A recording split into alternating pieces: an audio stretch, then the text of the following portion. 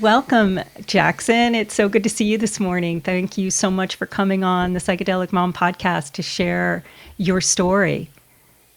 It is a great joy to be here in this soul-revealing experience, as we were talking about. That's right. Happy to be here. I know you're in Miami. Is that right? Correct. Yes. And yes, the Psychedelic Mom podcast is an exploration into earth medicines and psychedelics, but really all that reveals the truth of who we are. So I know you are working in that realm in many ways in your own evolutionary process, in coaching clients, and then as the co-founder of AUREA, which is a community. I would love you to actually explain that as we go on, but this beautiful platform where I know last year you had speakers really speaking about consciousness and awakening and truth. So why don't we start with, a little bit about you and AUREA and some of your work. Yeah, thank you. Thank you. So AUREA, just for everybody, you're so close. It's a little tricky. AUREA. So AUREA is definitely dedicated to a similar mission as your own. And we are here to be the facilitators for people to get in better contact with their true essence, with their soul, and to bring that to the world. So we are definitely psychedelic advocates in that context for sure. And we had a really great psychedelic panel speaking to psychedelic medicines and plants and compounds at the event. So we're very open, and we've had some really profound experiences that open our hearts and minds to a greater version of reality. And now, we definitely are part of the world and seeing how do we utilize these medicines and compounds responsibly and in a way that enhances life and doesn't just take us out of existence, but it brings us into the moment, into a more effective and peaceful and powerful place. Beautiful. So in your own experience, did you have a profound experience with an earth medicine or psychedelic that led you down this path?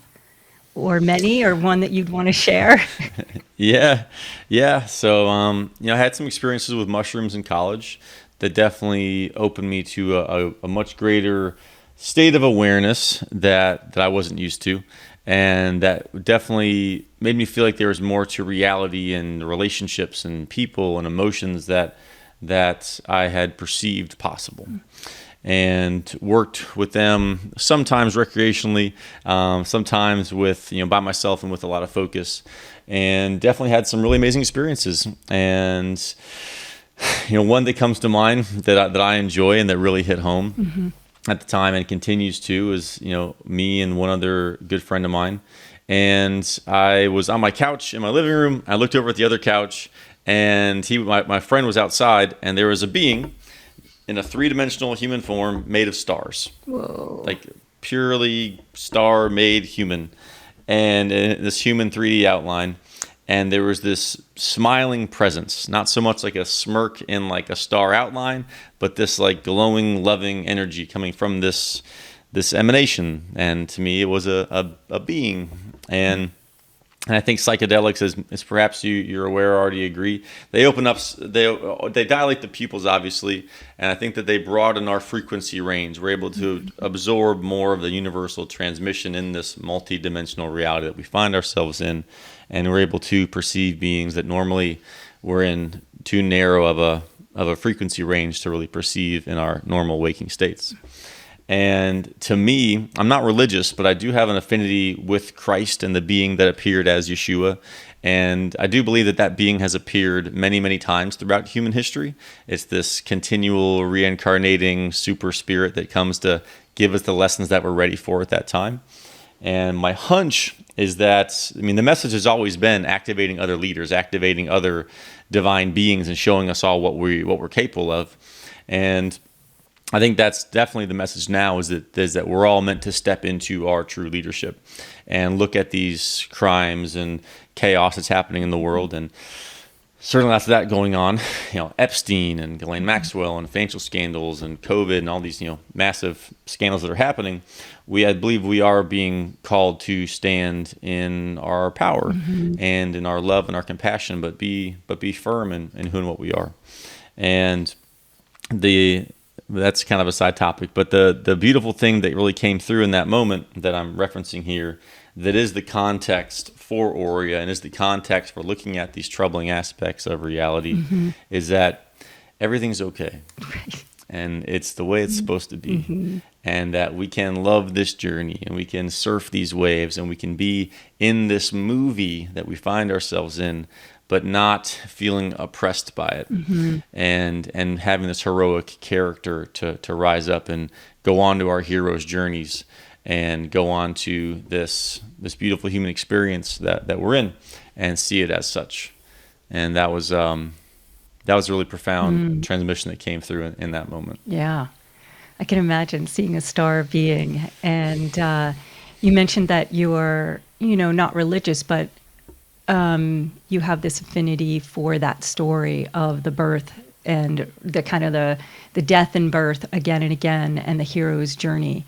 I'm curious if in any of your psychedelic experiences you have felt that almost all the esoteric wisdoms of the multiple different religions has been what has been also taught through psychedelics, or do you feel like there's a slight difference in what you've experienced and now feel physical, kind of like your philosophy out of psychedelics? Different or the same? Well, the answer that comes to mind is the ancient mystery schools and like Gordon Wasson's research into the Kaikion and the Eleusinian ceremonies. Thank you. Yeah. Exactly. And so, we can see that many of the great minds of history were fusing these plant medicines and their spirituality and philosophy together. So, yeah, there's an unavoidable history there that a lot of people aren't comfortable feeling into, but it's reality. And so that's something that our minds need to grapple with and ideally just embrace and love and expand from. Now, when you think of, I always think of the Eleusinian mysteries, and I'm like, can we bring those back? And I'm curious, is that some of the attempt with what you're trying to do with AUREA? Yeah, very much so. Yeah, very much so. We haven't made psychedelics part of our events yet, for obvious reasons. But we have done smaller retreats in our men's group where we have had mushroom experiences, and they were very powerful and beautiful. And as you're well aware, they open us up to our emotional truth and to therapeutic alchemy and to shift difficult things and to see challenges from a greater perspective. And I'd say that the intention with AUREA is very much that, to see our challenges from a different perspective and to see that we're actually in a golden age now, that the greatest time we've ever been in really is now, despite all the chaos and corruption of the world. So can you speak a little bit about AUREA and what you are creating there? Is it a speaker series, community? How would you describe what you're doing? And so far, what do you have coming up this year? Yeah, thank you. So AUREA is a combination of a few things. One is our recurring live event experiences. We're bringing amazing speakers, psychedelic leaders, musicians, artists, and highly informed conscious entrepreneurs and researchers to share their wisdom and to engage in deep dialogue about where we are in the history of the world and what's coming next, and how do we expand further into our abilities, and how do we create really powerful, beautiful lives.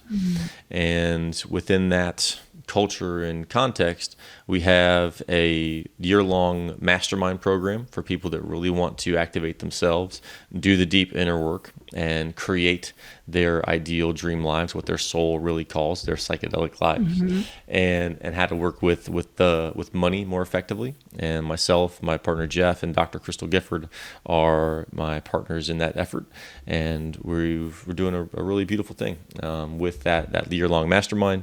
And then we're opening up a membership program here in the very near future, where we'll be sharing our content online and also monthly online trainings and coaching experiences and meditations and digital ceremonies for people to process the past and release the challenging energies and emotions and vibrations and frequencies that dim our shine, and that tone down our ability to manifest effectively, to call in effectively, to be ready to show up powerfully in those moments that call forth our best. And so that when we have that chance encounter that would be that next big shift in our lives, we aren't consumed by shame and guilt and fear and etc.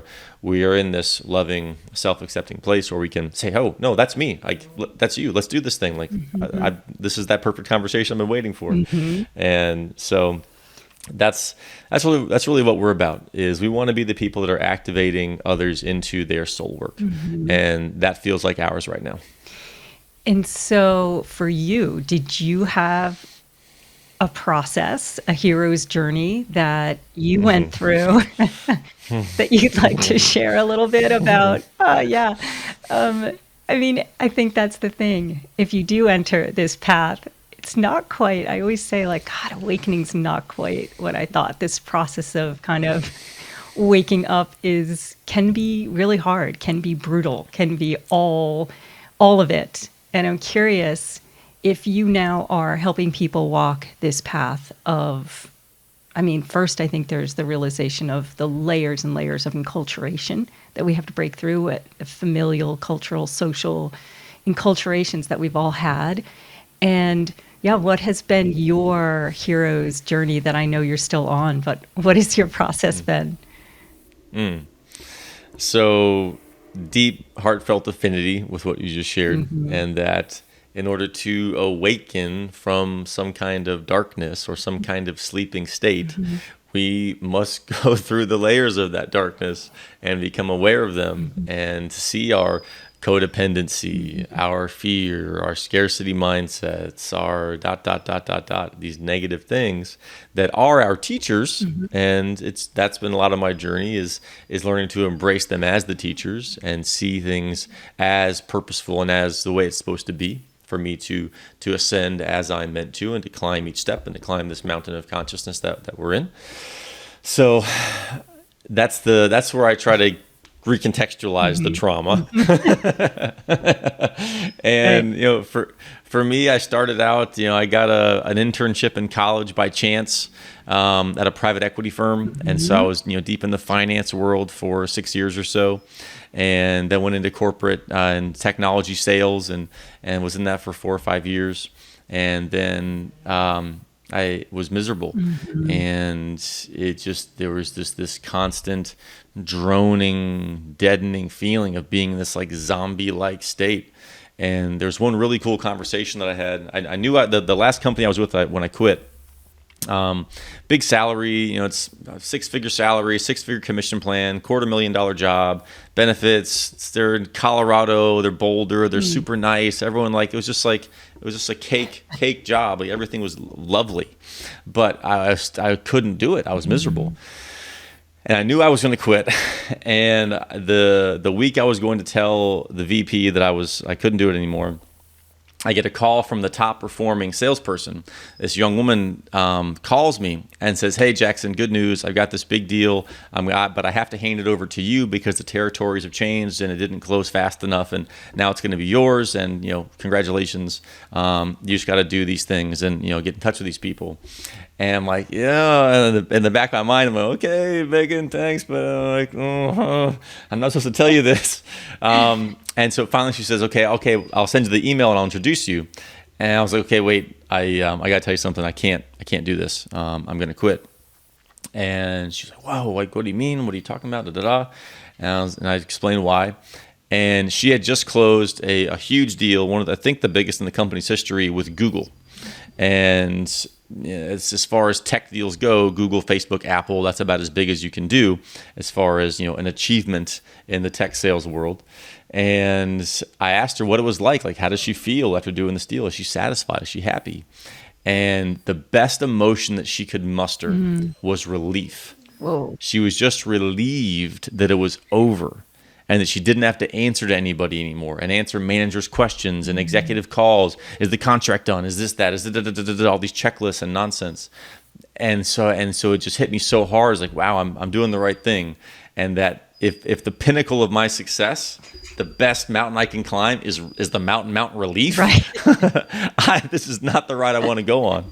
So left that, started my own conscious marketing firm, focused on impact entrepreneurs, consultants, therapists, light workers, and healers. And throughout that corporate time, I had always been dabbling in both worlds, and I had, for beautiful universal reasons, had always had those amazing mentors and chance encounters with truly gifted, extraordinary people who showed me the energetic world and showed me the quantum world and the healing world and the martial arts world and these beautiful realities. And I was working with psychedelics, through that time, and had some extraordinary ayahuasca journeys that were amazing, and went and talked to my ancestors and went through hell realms and all these deep ayahuasca experiences that others have been through, and experienced love, really true universal love, and seeing that a greater reality existed. And once you've tapped into that, it's hard to live without it. So yeah, it really is. That's when you think of the different medicines, you just mentioned ayahuasca and mushrooms. Is there a particular medicine that you feel taught you the most, or do you feel like the medicines taught you what you were ready for? Or do you have a real affinity for a particular medicine, a real relationship with one of the earth medicines or psychedelics? So for me, the most comfortable and easy to work with is mushrooms. Ayahuasca is rather demanding, and with the diet and other things you really need to follow carefully, and the integration period and sort of the physical strain. For me, it's difficult on my body with ayahuasca. I think I've worked with that, I don't know, a dozen times or so, and beautiful experiences, but it's very challenging, the integration and the getting back physically and energized again. Work with DMT a couple times, 5-MeO DMT a couple times, and those were all massive teachings in many ways. So I'd say that the overall lessons are I'd put them kind of equally, frankly. But mushrooms definitely are the easiest to work with, and although the experiences can be challenging in certain ways, that's where I have the most affinity, and I think that's where I feel the most at home. Interesting. Mushrooms can be what you spoke about earlier, to kind of take you into the shadow, the darkness, all those deep aspects of the subconscious mind to work with. They can be interesting. And I have always found that like 5-MeO DMT is almost the light in it all. Do you feel that way? It's interesting, and I don't know exactly what it says about me, but in my 5-MeO experience, I've only had one 5-MeO experience, a few DMT and then DMT experiences, but I enjoyed it, but it was massively heavy. I felt like this like battle toad energy, and I felt like this like power toad, and it was empowering, and it was this experience of processing some really dark things and looking at the world. And my opinions on the COVID vaccine situation are very strong, and I believe it's a massive scam, and there's some really corrupt things behind that. And I've worked with some clients that are deep in that space, and doctors and lawyers who are very educated on it, and they're helping to bring forth a lot of great information. And so it was this very like, okay, son, you've been chosen to carry this difficult thing, and you need to walk forward with this like very strong, very like kind of dark energy with you to bring some of this light to the world. And you can do it in a cool, beautiful, fun way, but know that you need to be like really fortified in like you're like grounded, like masculine force and energy and power. So I haven't yet had the universal angel, love and light experience yet. but they both have a lot of benefits, so it's all good. So you were just talking about something, the COVID, and we have gone through this almost collective, maybe initiation. And one of the other things on the Psychedelic Mom that I like to highlight is the systems that either kind of allow us to assert our sovereignty and truth and freedom, and also the systems that what I like to call are psychocliptic, which actually invert truth and invert our sense of sovereignty and freedom. What would you say, kind of in your own life, have been things that you've experienced that have been kind of like not soul revealing? And also in our culture, like what in our culture would you say right now is one of the most obstructive to our truth, our soul, and our sovereignty? And what was, so personally, what was most obstructive to you that you've had to break through? And what do you feel like for us collectively in this society right now is really psychocliptic? I love that word so much. So I think that almost everything right now on earth is psychocliptic. Our banks destroy money, our teachers destroy education, our doctors destroy health, and almost everything is upside down. And so it's a beautiful teaching moment for us to look at these systems and go, oh, that does not work. It's time for us to buck up and create something new, and to own ourselves enough, and to love ourselves enough, and to love other people enough to want to protect ourselves and protect each other and create something more beautiful.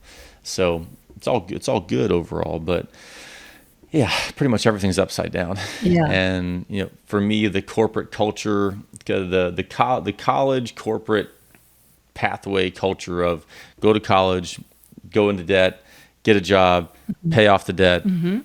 It's insane. It's not working anymore. And I don't know if it ever did. No. Right. Would you put at the top of that pinnacle of things that are psychocliptic the financial system? Yeah. Yeah. Yeah, that's something that I've gone pretty hard on in the past in researching the Federal Reserve and central banking and how all these parasitical systems work. It's a beautiful casino made by psychopaths. Are you That's exactly concerned what it is. about the central bank cryptocurrencies that are being kind of rolled out in other countries and the potential for it in our country? Yeah, it's something I'm watching for sure. Yeah.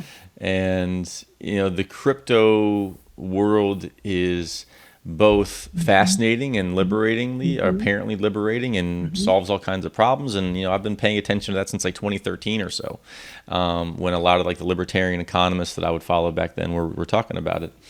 And it's also really interesting because just the word in itself, crypto, Right. it's a crypt. Is it a dead money? Psychocliptic.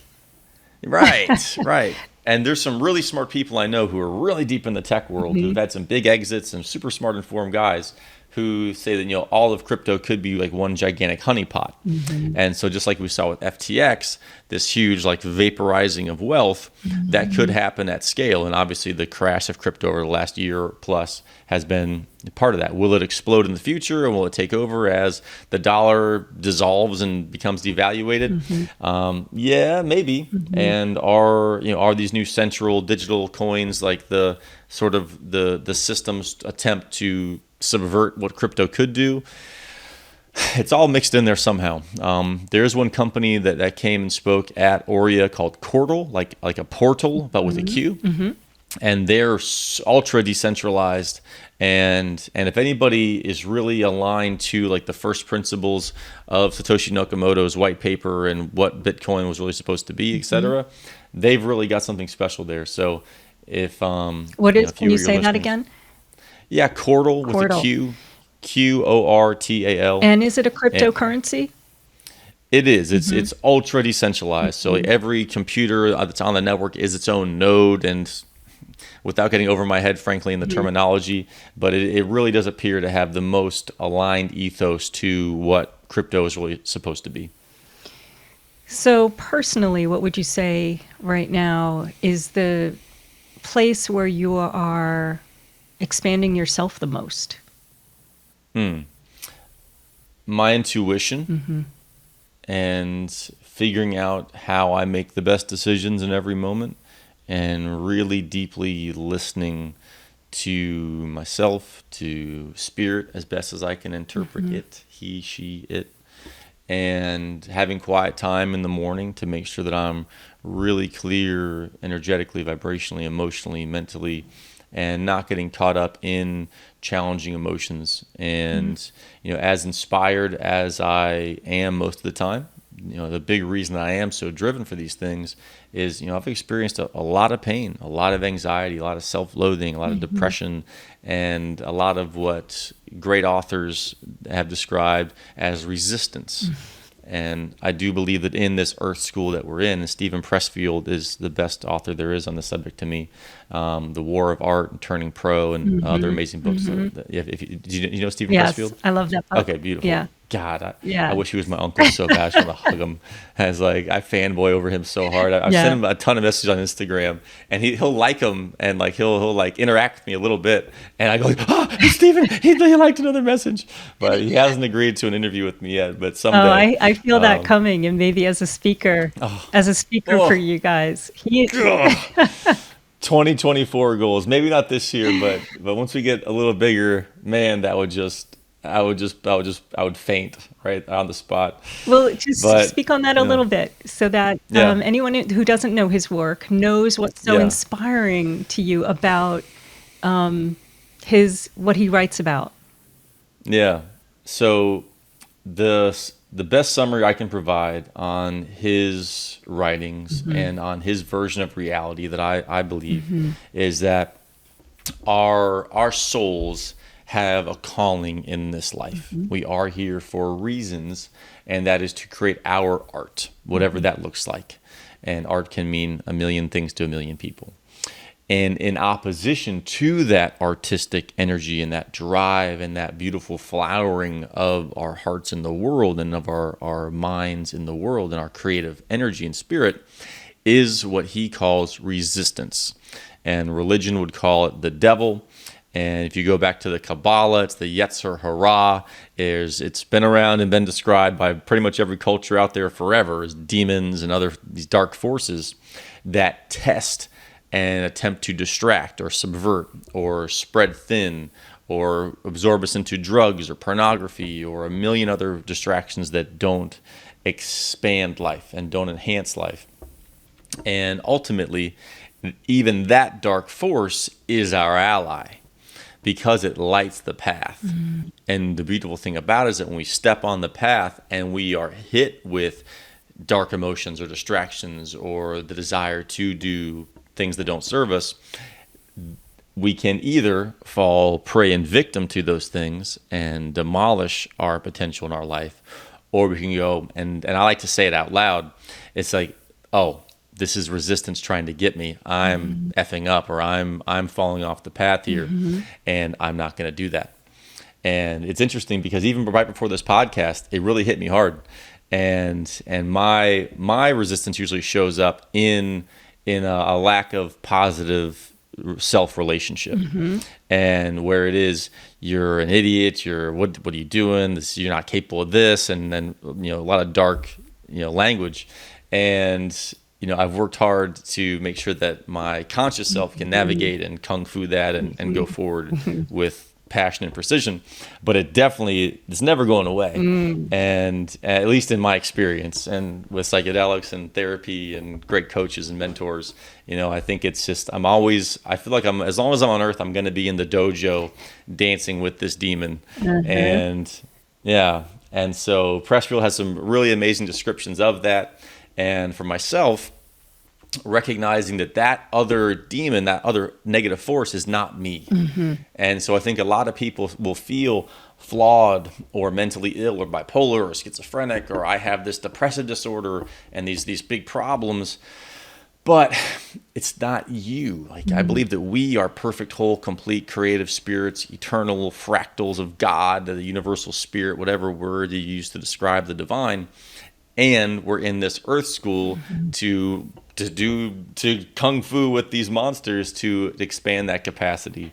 And yeah, there's a lot of other like beautiful, I love that like visual, tangents of that. just the Yeah. idea of kung fuing these parts of ourselves, or do you not see them actually as parts of ourselves, or parts that I we see it as take separate. on as, separate parts that underneath all those things that we take on that are separate from us is that that Yeah. cannot be named. Yeah, that's beautiful. Yeah. In like a really meta universal oneness sense, like it's all part of our integral light, shadow, yin yang, super being. Sure, great. Yes. But like me as Jackson Strong and this other, my like demonic drill sergeant, kung fu, my opponent in this Earth Dojo, I still like to maintain a separation and recognize that that's not this. It's both. Really. It's not me and it Yes. is me in this universal divine dichotomy thing. Yeah. Beautiful. So how do you work with clients? And it sounds like you're working a lot with men in particular. How do you work with clients to help them do this dojo art of stepping into, or actually, it's not even stepping into, it's the realization of who they already are? What are some of the ways in which you help clients do that, in particular men? And what are you seeing in the culture? Because there's been a lot of talk about toxic masculinity. And so what is your approach with men in this work? Yeah, I love that question. Thank you. And when you're asking me at the beginning about some of these programs that are operating right now that are psychocliptic, the toxic masculinity and aspects of modern feminism that are toxic. And all for equality, we are different and equal. The masculine and the feminine are not the same. We're just not. Okay. And men and women, as I'm sure you know, we embody masculine and feminine traits at different times in our lives and moments, but we have both, and they're not the same thing. And yeah. So most any ism or inity I have a problem with, because it's divisive and it puts us in boxes. And once we're in boxes, then we can be tribalized. And when we're tribalized, we can be put at war and divided and conquered. And it makes the powers that be very happy to see us squabbling and bickering like little children, rather than going, excuse me, what the fuck is going on up there? And like that's what we need to be looking at. Exactly. Are these controllers, these central banks, the WF, and who these other people are that are up there playing, puppet master with us? So, with men, it's a combination of a couple things. One is definitely this concept of resistance, and a lot of Pressfield's work and getting familiar with the truth of the context of this reality, because we're all struggling to find our effectiveness and to be purposeful and powerful and passionate and positive in the world and show up as an awesome freaking human being. Like, we're all struggling with that. So helping to figure out how does resistance interact with our beings, and how do we come into this better relationship with ourselves where we can really show up and express, requires some context around what's really going on here on Earth. And for me, and for our men's group, Pursuit of Kings, we want to wake up that primal masculine force, which has been just like the feminine force in the past and still today, but majorly in the past with like the witch trials and denial of the feminine and religion and this magnificent, beautiful, loving, healing force that is the feminine. Just as that was deadened before, masculinity is being stomped on a lot now, because that is, to me, the problem solving, observing, solution oriented, doing, thinking force. And to me and to us, the feminine helps us to wake up to a greater awareness. I think most plant medicines are inherently a feminine energy to help us see reality in a greater context and go, whoa, this needs to change. Like I feel a lot right now, and the feminine, as I imagine you're aware, is inherently a feeling energy. And it's like, I feel this, I'm in the beingness of reality. And the masculine, when it's isolated and by itself, it loses touch with that, and it can be very stupid, frankly, because we're just in this video gamey world, or we're just caught up in trivial pursuits. And I believe the feminine is here to go, excuse me, young man, you need to wake up. You need to look at what's really going on here. Hello, like this needs to change. What are you doing? And so we want to marry that awareness with the confidence and that primal masculine force of we're here to provide, protect, serve in a proper capacity, so that the feminine has that structure to feel safe and ready to express, and where women can relax into that magnificence that is the feminine and feel safe to express that wisdom and that intuition in a way where you're not in that problem-solving masculine state. Like we should take on a lot of those burdens so that women can show up and be the extraordinary oracles that they really have the potential to be. So it's a lot of that. So it's interesting because I was thinking a little bit about this the other day, because I feel like in my own experience, I experienced ayahuasca as a feminine spirit, it seemed. I would say that in my own process in this past year, I've really been looking at within myself the aspects of the feminine that have been suppressed, and the ways in which we then self-suppress after we've learned that, and the masculine aspects of myself that were not as engaged. And then yesterday I was kind of thinking, so I'm curious of what you would say of this. I started to really question, and I know it's been kind of a conversation for years, and it's the yin and yang, and it's been said in many ways, but have we given qualities, like human qualities, kind of a gender? And is that languaging? I was just thinking about this for myself the other day. I'm like, this is really interesting that I give these qualities a gender. What's your feeling on that? So is, just so I can understand the question more, because that's deep. So do you feel like we're over labeling masculine and feminine traits? Well, even as you just said, the masculine primal, and I'm thinking of myself, how there's been certain experiences through psychedelics and going to the darkness where like those primal aspects of myself came out. Like I wonder sometimes, are we applying gender to qualities that are both masculine and feminine, that are really neither masculine or feminine? It was just a thought that came up yesterday. I don't know. Yeah, I don't know. Well, it's super interesting. So, I mean, I do think that there is, as souls, I think that we reincarnate as either gender. And I've had a couple like really wild, never actually with psychedelics having like past life things, but I have had some like extended visions of being a woman. One in particular, where I was a sacred sex worker. Is like really the only way to put it. Calling myself a prostitute seems degrading, right? But it was definitely like this like sacred sex worker healer vibe of this, helping to restore people and men into like emotional health, which was wild. I was getting a massage, and like this, like just like this super clear like vision and memory came through, and I don't know. Wow. I have a hard time rationalizing that, right. But it was really something. And what did you take from that? Like, what was the lesson in that kind of vision that you had? Well, at the moment, the lesson feels like, something around this oneness and this unity of our souls coming back, experiencing either polarity. So I do feel like there are traits that are inherently action oriented, and there are traits that are inherently being and feeling oriented. Yes. And more the internal experience and more the external experience. And I think, the male body is, externalizes and is masculine shaped, and the phallus we're externalizing, the feminine is internalizing, and the yoni is an internal structure, obviously. So I think that mirrors what the masculine and the feminine kind of is, and how it flows and works. So I do think that like meta, I think that you're right in that like big picture meta, we are one, and that is all kind of aspects of the one.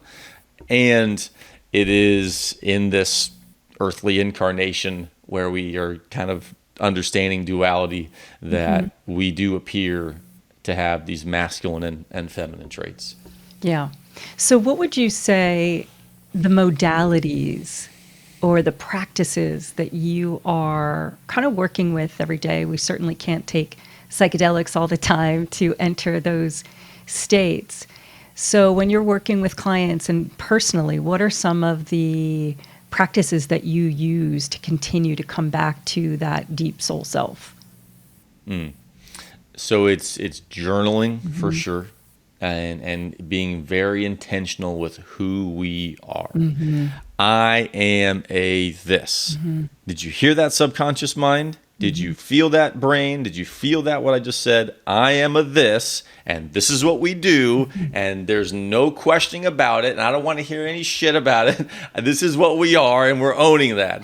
And the more that we can expand that self-sovereignty and that the I am presence within us is free, powerful, beautiful, at choice, able to decide, that's what I want to own as an individual.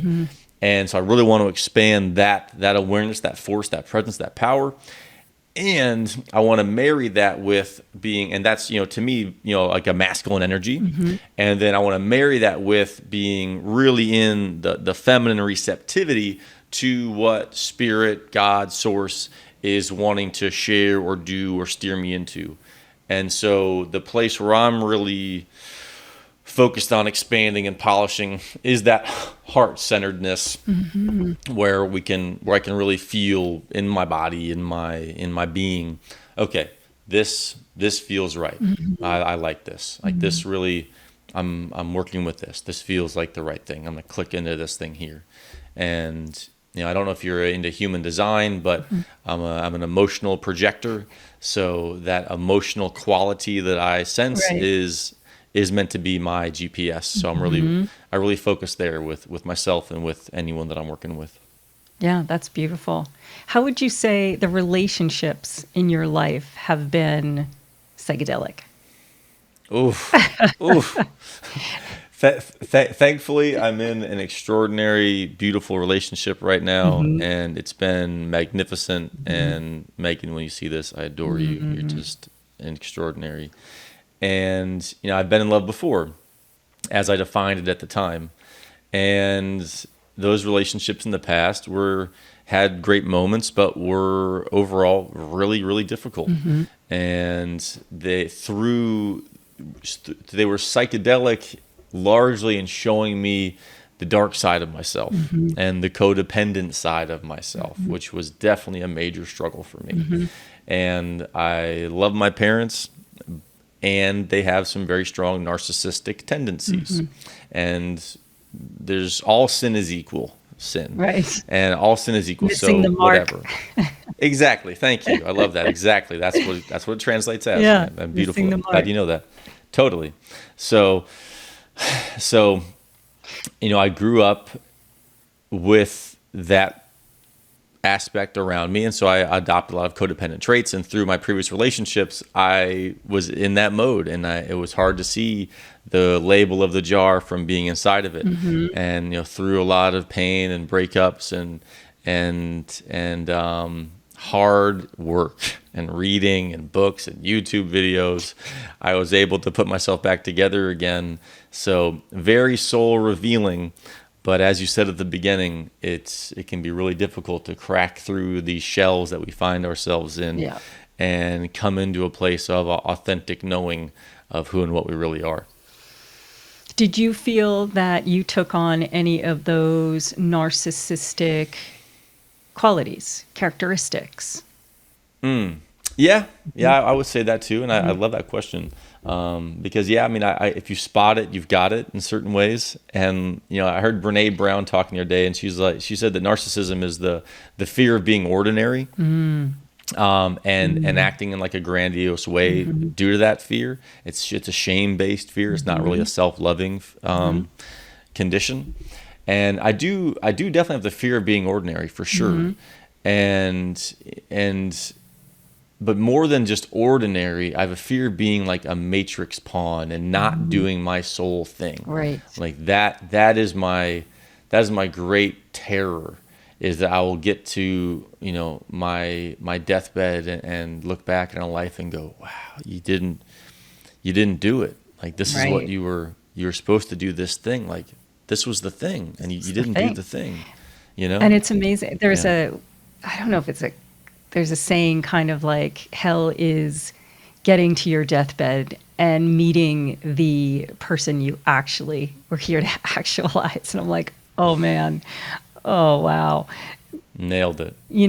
And so it is interesting to be on that path and think in those terms and to use psychedelics in every modality that you possibly have to work against kind of the things that you were talking about, the resistance, those aspects. And you mentioned also when you do have, and it was probably typical of your parents' time, because I think back in my parents' time, and maybe to some degree I did it as well, we didn't have the level of consciousness to raise children in a way that was, what is your sovereignty? What is your truth? How do I help you become the person that you were born to be? In a lot of ways it was, why don't you be this because that makes me feel safe? Why don't you show up as this because that makes me look good? And I think that was somewhat of a common type of parenting for generations. Is that what you experienced? Oh, you nailed it so hard Yeah. there, Michaela. That was beautiful. And like, I really haven't heard it said quite like that, but that's absolutely it. And that is such a disease and such a cultural calamity in society right now, is the lack of helping young people step into their calling. And I get to work with some pretty young entrepreneurs, some as young as like 16, Wow. who have big like TikTok followings, and they're just like, they still have fears, insecurities, and like they're still very human, and they have like 1 million followers and like a rocking business online. And it's so beautiful to see them like think and process, because like in one hand they're so insanely activated and so old souled and just like so epic and extraordinary. There's just like, I just want to sit back and shut up a lot of the time, because they'll just drop knowledge, and they've read like 100 books, and like they're just brilliant. Amazing. And yeah, it's totally amazing. And at the same time, there's like this like 16-year-old girl comes out at times too, and she's like fumbling with this and doesn't understand that, and it's just like, oh, you're so Cute. freaking awesome. You're so cute. Gosh, you're just so precious. And like, you just want to see them just do that thing more. And if more young people had that spark and that relationship with themselves, to know that they're here to do that thing and bring that light to the world, oh man, Yeah. the central bankers are done. In a month. Yeah, exactly. I had that thought the other day. I was having one of those really expansive meditations and bringing in kind of I would call it the 5-MeO-DMT energy, the toad energy of just unitive state consciousness. And I was thinking, wow, if we actually all did wake up to who we truly are, we wouldn't tolerate any of this. And it wouldn't be. It just wouldn't be. It would kind of fall away.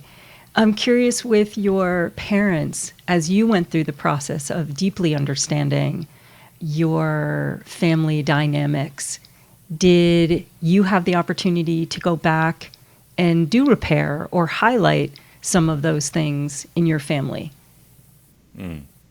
So my dad and I have done a lot of that, and I love him. I'm super proud of him, and he's done, as we both have, a tremendous amount of growth over the last few decades, and it's really amazing, and I love him dearly. My mother is not so interested in that, and she and I, full disclosure, and Mama, if you ever see this, I love you, and I hope by this point we've patched things up somewhat. But we have a very challenging relationship, and I don't understand her or my sister, and there's a large rift in our family right now, and it's my biggest yoga right now, that's for sure. And it's a big challenge every day for me to deal with the lack of their presence in my life, because it's very difficult. I don't understand it. And anyone out there that's listening to this that is going through a deep challenge in their families or in other aspects of their relationships, I invite you, and I hope and I encourage you to see those difficulties not as galactic, cosmic, terrible tragedies, which they can feel like, but to see them as a yogic experience and to see them as a teacher and as something that can and is strengthening your heroic character to work with that and flow with that and to find more of your own emotional sovereignty in this deep lesson and this deep challenge that you're going through. And that's what I remind myself of regularly. So I say it to embody it more. Yeah, that's beautiful. I think, relationships can be the most challenging. I think we heal within relationship. I think even what you're trying to create as a community, you're creating this community around certain ideas. And I think relationships certainly are such a magnifying glass of what we still are yet to learn or where the differences are. And I know in my own journey, when I started doing psychedelics and started really peeling back the layers and the myths of the perfect family, because that's of course what I came from. Perfect family, perfect little town, perfect.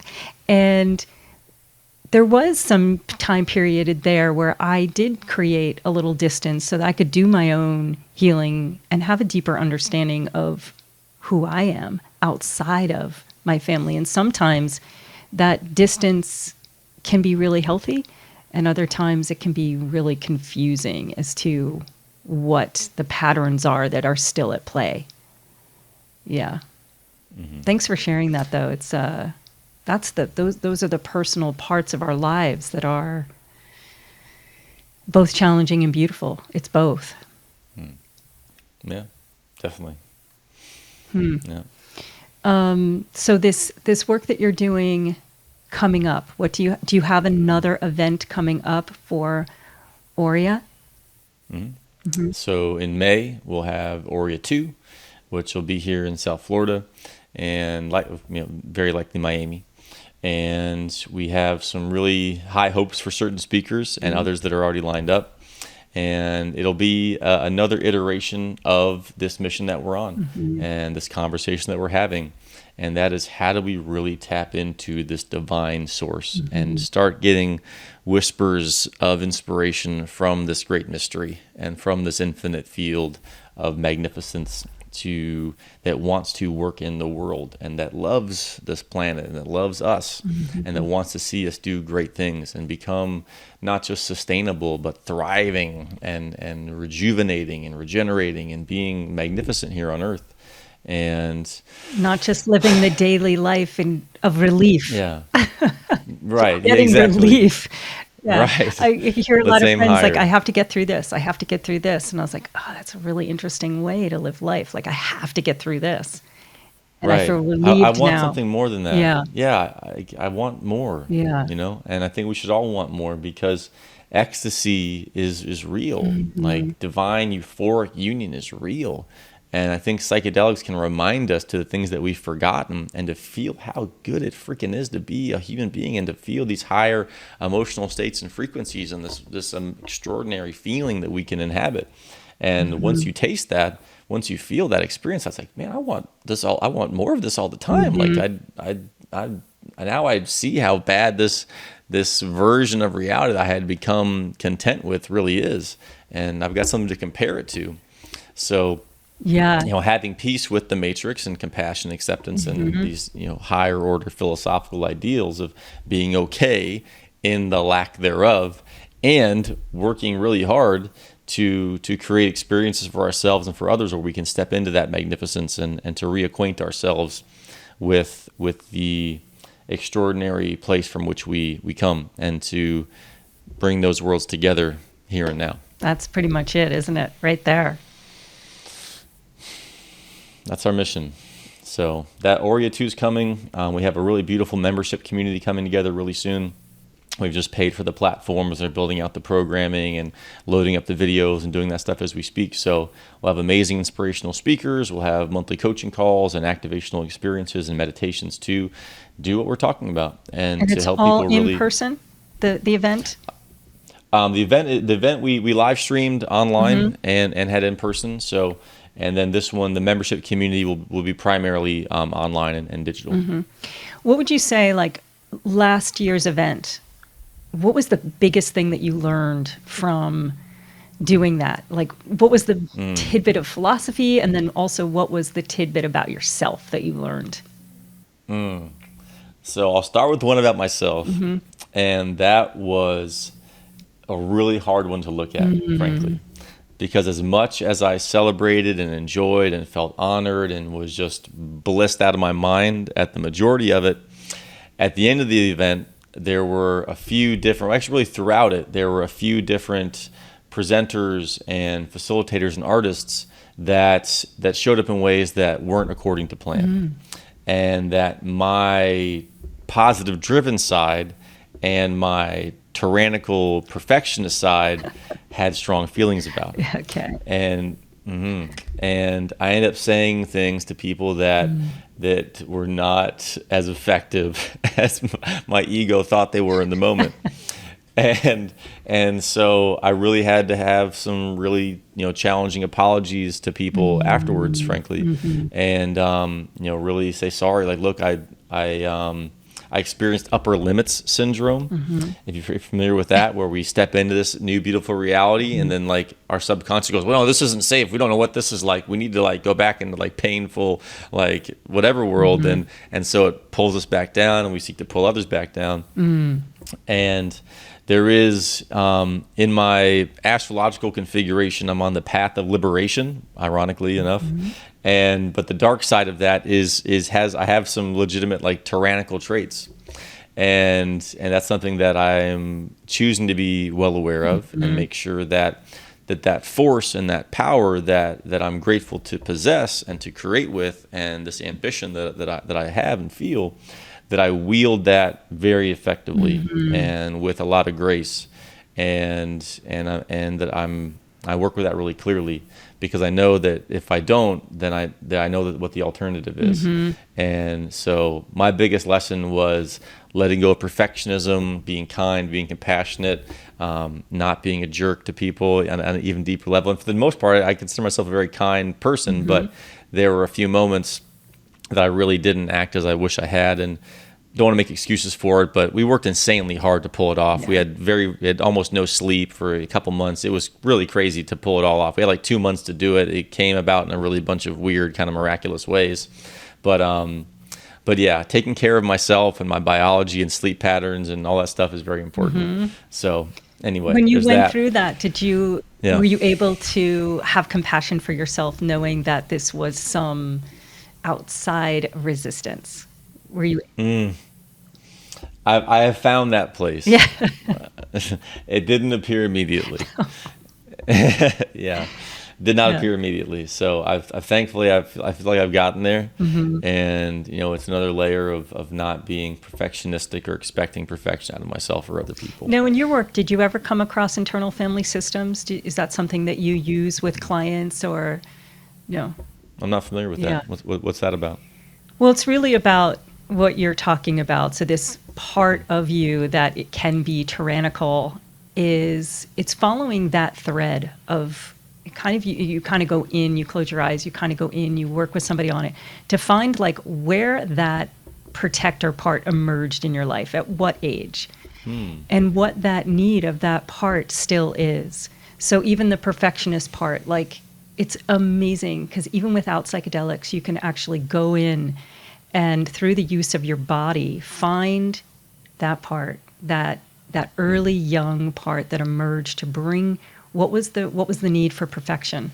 What was why that part? What was that protecting? What was that trying to get in the world? And then it's so fascinating when you can hold that part from the adult self. And that part lives in the multidimension, not even knowing that you've emerged into this being now. And when you ask that part, hey, I don't know, do you know I'm here? Do you know I grew up to be this? What do you need? It's so fascinating how those early young parts can heal. And then when they show up again, it's that realization that it's this young, any of those triggers are really old patterns that we adapted from our families of origin. And it's going back and rewiring them, reparenting them like, hey, you're okay. We got this. You don't actually have to speak that way to be heard. And yeah, I think in doing the I do psychedelic integration work and some facilitation. And I would say, I don't know how to do the work without it. It's been so profound, that piece of it. Yeah. Yeah. Yeah, I'm very open to that. I mean, that has a lot of emotion comes up when I hear you kind of speak through that. And yeah, I'm definitely interested in some further conversation about that. That has a lot of weight to me. Yeah. So then you were speaking of what you personally learned. What was like the wow moment of hearing those speakers, and what were some of the takeaways that were just like mind blowing?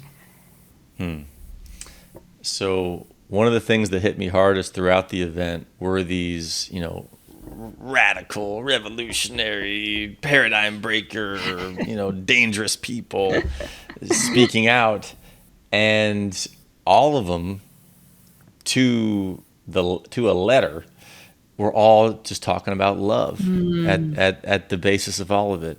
And they're not here to say, fuck the system, we're going to tear down the patriarchy or the this or the that or whatever it is.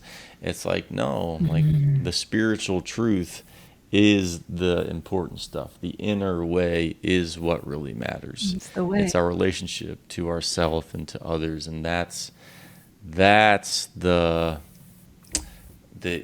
irrational solution where we think we need to go to battle, but that's the trap, is tricking us back into this like warrior mode. We're gonna go fight the powers, and it feels like that's like a tar baby. And I mentioned I work with these doctors and lawyers that are really involved in the COVID situation, and some of them were very much in this warrior mode, and we're gonna do these lawsuits, and we sued a ton of people, and we were suing universities and all these different organizations.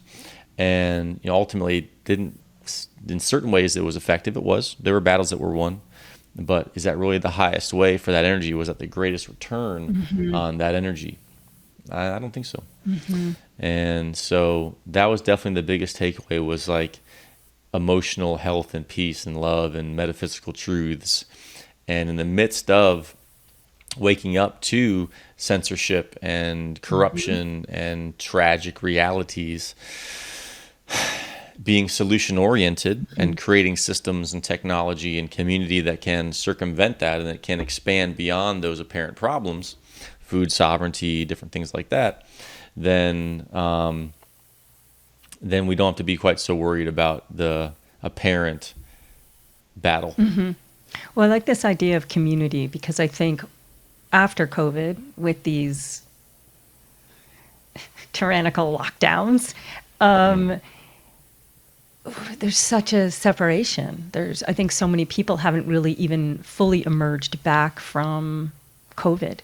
And just this idea, I think one of the things I hear all the time is the need for community.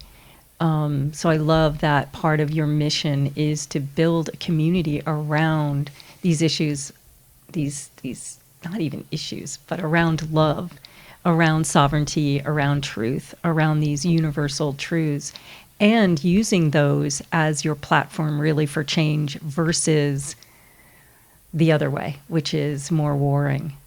I love that. Yeah. Yeah. It's the way. And we're fundamentally, if we believe the mainstream version of history, we've been humans, as intelligent, as emotionally aware, as sensitive, specialized as we are, for 250,000 years, 200,000 years.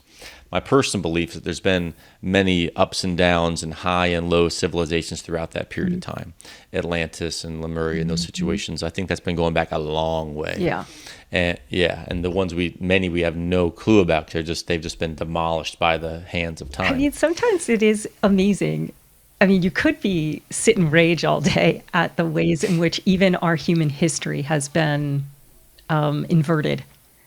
Yeah. Totally. Yeah. Totally. So much of it's been taken from us, and what's really under the Vatican and the Library of Alexandria and these great crimes of history, big questions. So my belief is that no matter what our history really is, tribal connection has been the glue that allows us to transcend our apparent mental illnesses and disorders.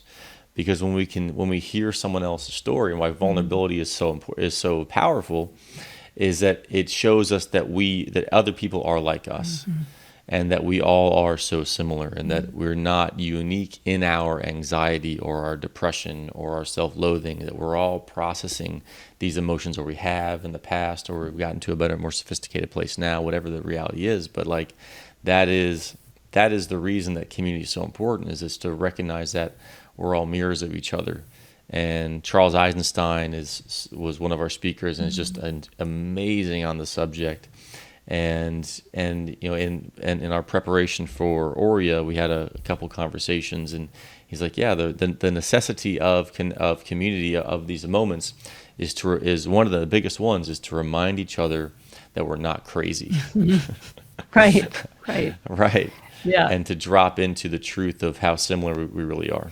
Well, it's interesting too, because even that, when you think of organized religion, there was a place, there was a church, there was a setting, right, where people could go and find community. And a lot of that has broken down, I think, for various reasons why people don't go into a church anymore and things like that.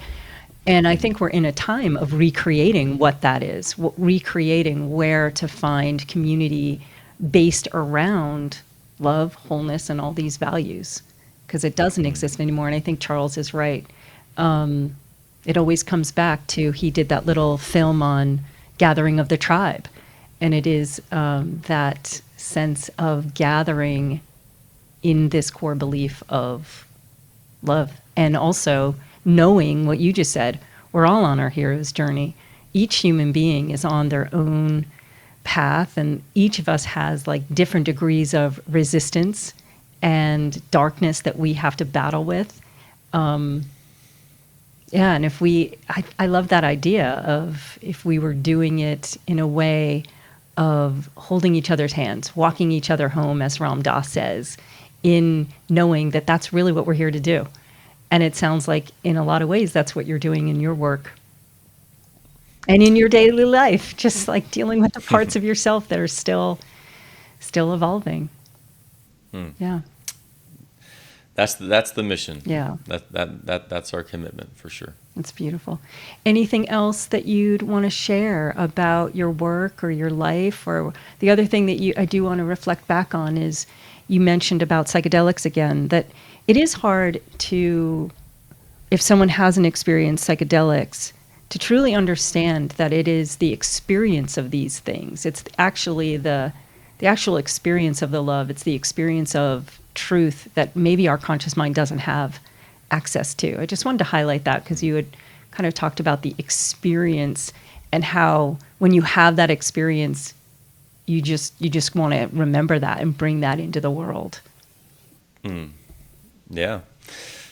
I mean, it's, once we know the greater version of reality exists, you know, I think that's a big reason why they're so powerful for PTSD and other traumas, is just like, look, this is what you can have. Like, there's more to existence than pain.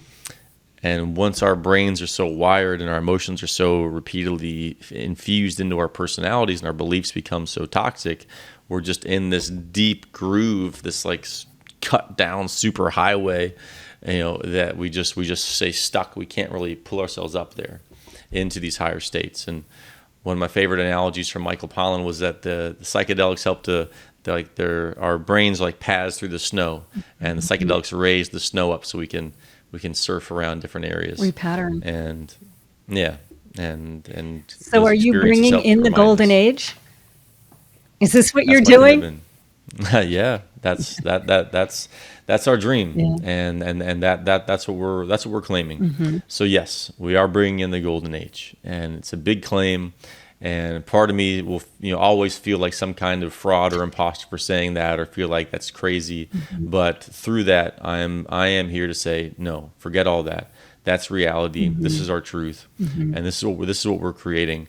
And if you want to get on the bus, then we welcome you with open arms. And if you want to say that it's nonsense and that we're delusional and whatever, fine. There's the door. Have a nice day. And when you, Much how love. would you define the golden age? It's us owning the internal alchemy and recognizing that the kingdom of heaven is within us, and that great truth is here and it's alive, and it's up to us to claim it within ourselves and alchemize the great traumas of our lives and come into this peaceful, powerful, loving place within and expand that. And once we have some taste and some understanding of what that is, what our individual magic is, then to bring that to the world in a powerful, beautiful way, and to create our lives from that joy, from that knowing. And if we all do that together, then what's the difference between that and heaven? Right. It's kind of, there's the more beautiful world our hearts know is possible, right? yes, indeed. Yeah. Well, thank you so much for your time today and for sharing your soul and reflections on your life and your work. How can people find you if they want to find you? Thank you for the invitation. First of all, I've really enjoyed the conversation. You've got such a beautiful presence, and just where you're coming from is really lovely, and I really appreciate the time from you as well. And for finding me, Instagram is where I put most of our energy for myself, for AUREA. AUREA Leaders, AUREA Leaders, at AUREA Leaders on Instagram. And I'm jackson.mac.strong. Jackson.mac.strong is where you can find me. And we'd love to connect. We have TikTok pages and Facebook as well. So if you look for AUREA Leaders or you look for me, you'll find us.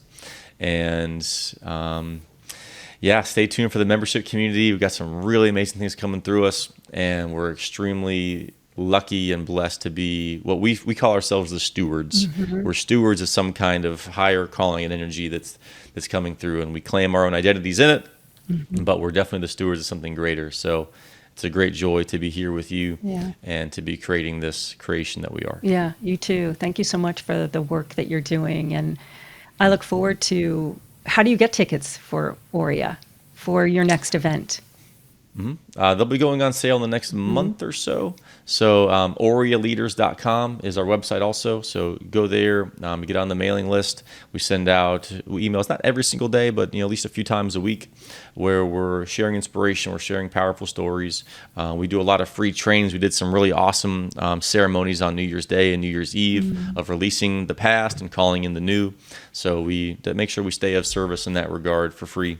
And then we have our paid membership community coming, and the tickets will be spread as far and wide as we can for this next upcoming event. Is it a one-day event, or is it a weekend event with different workshops? How would you describe the event itself? It is an extended weekend event. Okay. So the last one started on a Friday and ran through the weekend. And it begins with music and dance and heightening our consciousness, expanding our state, because without that, then new information doesn't really come in. We need to shift the energy in order to absorb a new experience. And that's what psychedelic plants do. That's what community and tribal dance and music does.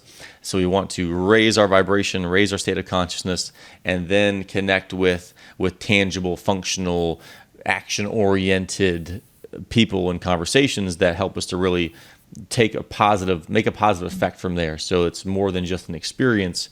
It's actually something that can impact your life and the future. So prepare for amazing music, amazing dance, and phenomenal conversations from extraordinary creators and souls that we're very blessed to be in contact with. Great.